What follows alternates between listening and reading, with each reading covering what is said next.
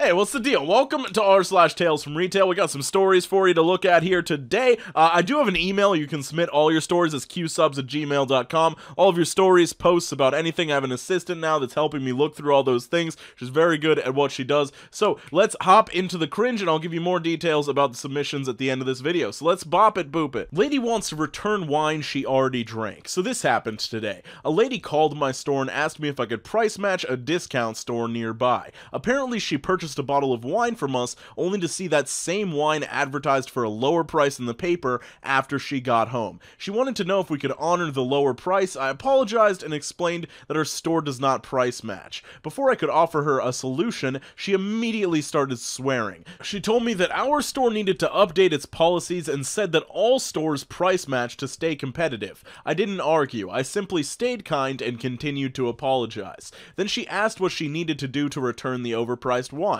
I told her that I'd be happy to refund her cost if she brought in the wine and the receipt. She then told me that she had already drank all of the wine. When I told her I couldn't accept an empty bottle of wine as a return, she swore at me again. She accused me of being incompetent and demanded to speak to my manager. My manager told her to get a life and hung up on her. The customer will probably complain. I really wish my manager had been a bit nicer. The thing is, the price difference was only 50 cents. If she hadn't started cussing at me, I would have been happy to offer her a small discount on her next purchase. I would have tried to find a way to help her, but the second she started talking to me like I was garbage, I lost all desire to help. I was nice and apologetic the whole time. I did not deserve to be spoken to that way over a dispute of 50 cents. I'm pretty sure she was drunk. Edit, thanks for all the comments and upvotes. Just to clarify, I live in North Carolina and it is legal to return alcoholic beverages here, but only if they are unopened. Returning tobacco is illegal though. I have had people get upset about that too. To me, this kind of just comes off as an alcoholic trying to get free booze. I mean, the 50-cent difference, yeah, that could make a difference for somebody if you saw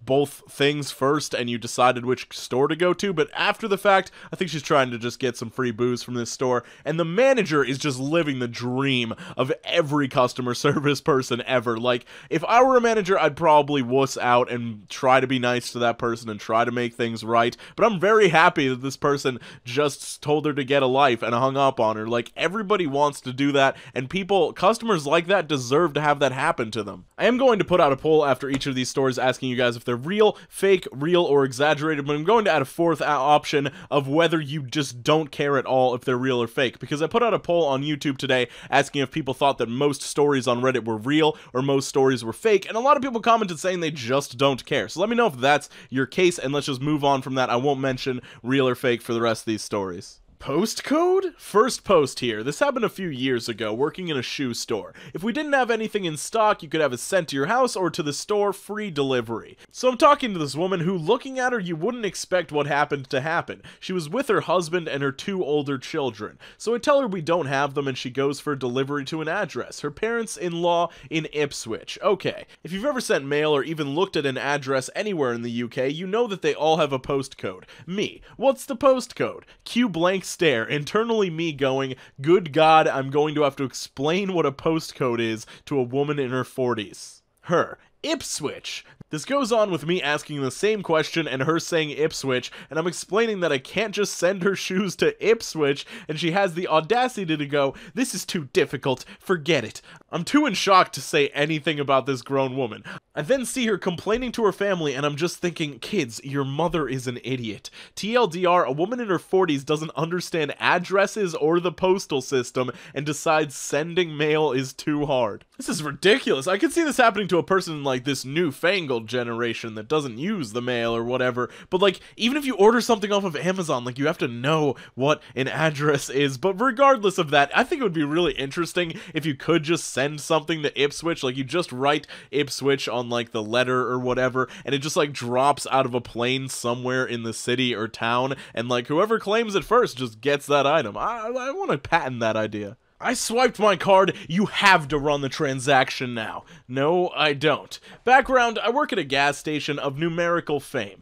Recently, due to a bunch of fraud that cost the company a good chunk of change, gift cards have to be paid for in cash. I'm me if that needs clarification. Also, first-time poster, mobile, you know the drill. So today, I'm working my check stand and it's pretty slow this morning. Enter Sharon, requester of managers, henceforth S. She comes in and immediately goes up to the gift card rack. Whatever, people know what they want. She stands there for a couple minutes, then walks up to my counter with 40 gift cards. So there should be 40 here, I just need $10 on each of them. Me, a little suspicious of this. Alright, we can do that. Just so you know, you'll have to pay cash for them. I can run it as one transaction though. This angers S. Since when do I need to pay cash? I never have before. Well, due to some recent cases of fraud, we can no longer accept credit cards to pay for gift cards. It's a corporate account, I can't get cash off of it. Well, if you absolutely need them today, my manager is in at 1 and she can probably get the green light for that, but I can't do anything.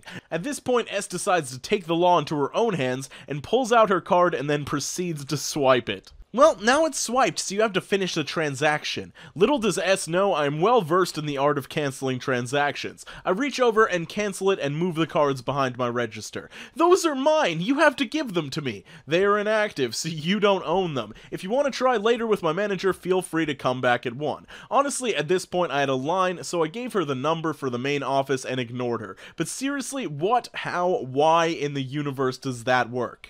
Edit. Alright, wow, this really blew up. Okay, so common concerns. 1, I don't think she was up to no good. Honestly, it was probably that she needed them that day and forgot. 2, this kind of call to corporate won't come to anything. It's just what we're supposed to do when management is requested. 3, the policy is new as in implemented Tuesday new. I honestly think that she just got unlucky. See, I don't think this lady was up to anything sketchy either. She probably just had some company event where it was a holiday or they had just finished some project or something, and so she was trying to get $10 gift cards for everybody in the office or something along those lines. But in that case, like, why try and force something through that literally is not policy of that place? Like, are you in the middle of nowhere? Can you not go literally anywhere else for a gift card? Like, everywhere sells gift cards. You don't need to get them from this specific gas station, so just move on with your life and go somewhere else if you can only use the money on the business account. Ugh, 3 associates versus 1 customer, customer wins. On mobile, sorry for formatting. This incident happened last night, and as of today, 1 manager was fired, and myself as well as another associate quit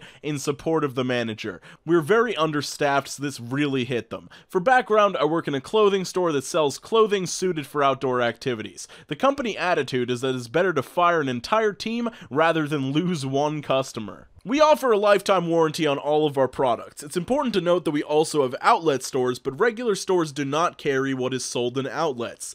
That brings us to last night. A woman W comes in with her husband H wanting to use the warranty for a jacket they purchased at the outlet. Our location is not an outlet store. The interaction is as follows. I'm me and the manager is M. I'm gonna try my best to do different voices for all 4 of these people. The zipper broke on my jacket, and I was told to come here for the warranty. Yes, I can see the zipper snapped off. Proceeds to examine the rest of the jacket. However, I can see that this is an outlet jacket. Am I correct? That's correct. Unfortunately, we don't have the same jacket here, but we can still pay for a seamstress to fix it. There's a seamstress directly below us, and we can give you your money back, a gift card, or if you'd like anything here, you'll just pay the difference. No! I want this jacket! How am I supposed to walk my dogs? You are a representative of the company. If you don't have that jacket here, then you have to give us anything else for free. That's not how it works. If you go to that outlet 25 minutes away, they'll give you the exact same jacket for free. No, they told us that we can do it here. You have to give us whatever we want. Sir, imagine you buy a Corolla with a lifetime warranty. After 3 years, that's how old the jacket is, you want to use the warranty. When they don't have the exact model right that second, you demand to be given a Highlander instead. This isn't how warranties work. Fine, we'll be calling the head office and making sure you regret this. Apparently, the company decided they'd rather lose a great manager than educate a customer about the warranty. Myself and another employee quit and plan to return everything we've ever purchased from the company. There's no time limit for our return policy. Keep in mind, this is the summary of a 30-minute argument. How ridiculous is that? You're undermining your managers, your employees, trying to follow your policy. Like, they're trying to educate the customers about how the policy actually works, and you fire them for that. Therefore, just encouraging more customers to break the policy and expect exceptions for them specifically. I understand wanting to be extra nice to the customers, and maybe sometimes you'll bend the rules a little bit because it's a very kind customer, and for some reason the stupid policy just doesn't work for their situation. But this is not that case. These people are just expecting too much, and you're just setting a bad precedent by firing these employees and siding with the customer. So this obviously just grossed me out very much. So if you want to submit something to my channel, you can hit me up at qsubs@gmail.com. Just let me know the topic of what you're talking about in the title of your email, and if you'd like to remain anonymous, or if you'd like a shout out to some sort of social media or whatever. You can talk about any of the topics we cover on this channel, in addition to anything extra, video suggestions, anything like that. Just hit me up. I'm going to be trying to look through more of that stuff. I've already collected a decent amount of things this week, so look out for that. I'm going to be streaming on Twitch tonight at 8 p.m. Eastern Standard Time. Oh, one more thing. Let me know if you care about the validity of these stories. Like, that was kind of a topic that I was talking about today, because I did a video on my second channel talking about this person that unsubscribed from entitled parents because they saw a lot of the same fake stories and it was just getting boring for them. So let me know if you care about stories being real or fake, or things being just getting stale over time because people keep using the same exact format, cookie cutter sort of story. But anyway, twitch.tv/YorkQ is in the queue that belongs to you, is where you can find me tonight at 8 p.m. Eastern Standard Time. Skate on to the best of your abilities. Make sure you're drinking more water. Instagram and Twitter will be linked in the description down below. I just totally hit my mic stand, so now I have to bend down a little bit to look at this. But I hope you have an absolutely fantastic day, and I will see you tonight or tomorrow. I'm talking too close to the mic. Chill.